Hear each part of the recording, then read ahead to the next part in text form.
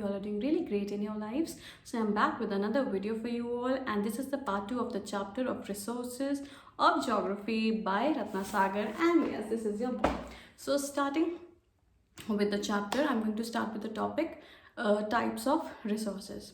Basically हमारे पास 3 types के resources होते हैं: natural resource, human made resource and human resources.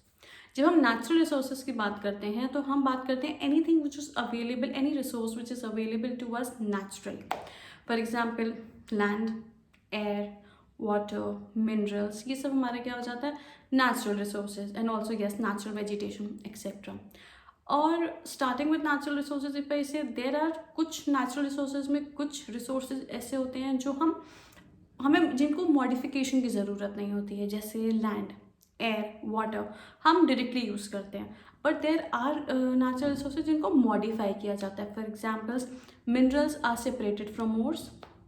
Crude petroleum को रिफाइन किया जाता है इनटू डीजल एंड पेट्रोल. तो इस तरीके से नेचुरल रिसोर्सेज का यूज़ होता है. तो utility of a natural resource depends upon the 4 following factors.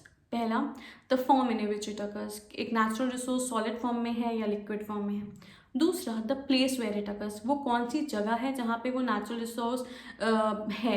For example, क्या वहाँ पे मैन पावर या मशीनरी पहुँच सकती है या नहीं. तो इस वजह से place is very important.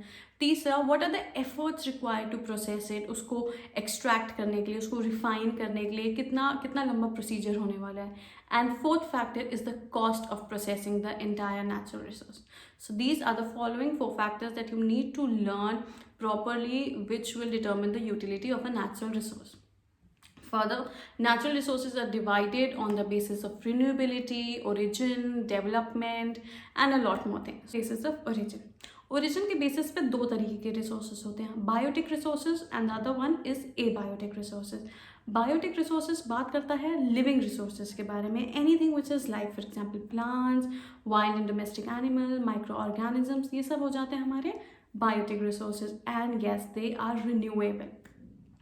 Then coming to abiotic resources. Abiotic resources are which are non-living. For example, land, air, water. They all are non-living, and they can be exhausted by excessive use. ज़्यादा use, over use करने के चक्कर में ये सब ख़त्म भी हो सकते हैं. तो इस वजह से they are non-renewable resources. So with this we got to know 2 things: biotic and abiotic resources, renewable resources and non-renewable resources. I hope we are clear with this. On the basis of development. Development के basis पे 2 तरीके के resources होते हैं: potential resource and actual और developed resource. Potential resource वो resource होता है जिसमें बहुत पोटेंशियल होता है, बट हमें उसकी एक्चुअल डेवलपमेंट नहीं पता होता है, and maybe it could be because of lack of technology. Potential resources require a lot of surveys, a lot of detail study. For example, Africa has a great potential of generation of hydroelectricity. Africa के पास बहुत potential है कि वो जो है hydro electricity को generate कर सकता है, but due to the detailed survey and the need to understand is this कि वहाँ पे कितने there, how many number of waterfalls are there, उसकी हाइट क्या है, वाटरफॉलिंग कैपेसिटी क्या है. तो इन सब चीज़ों पे बहुत ज़्यादा डिपेंड करता है.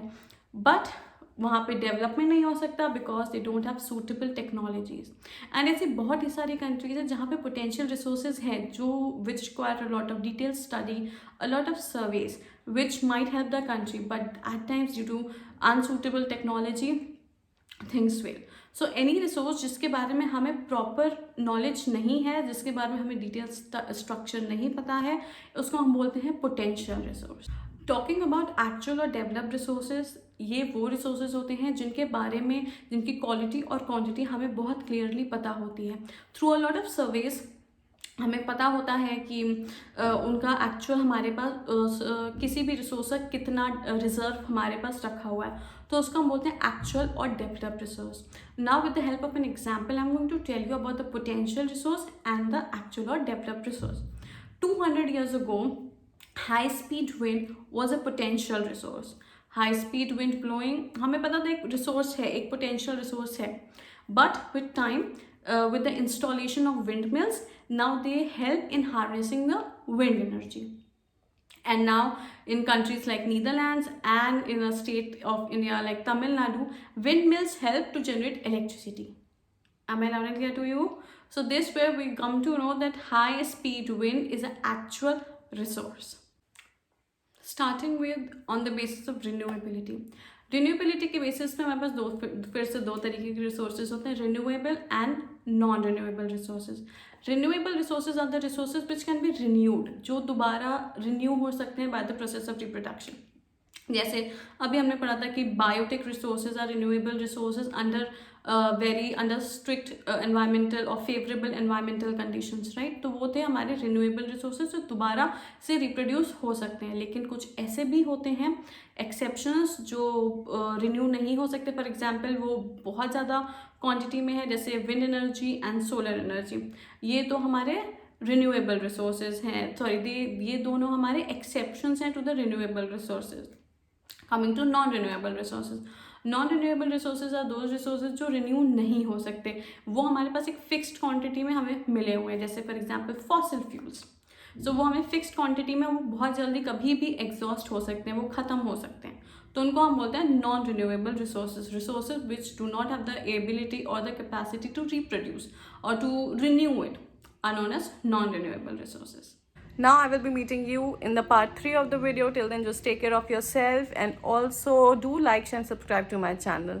Till then, just take care everyone and I love you all. Bye.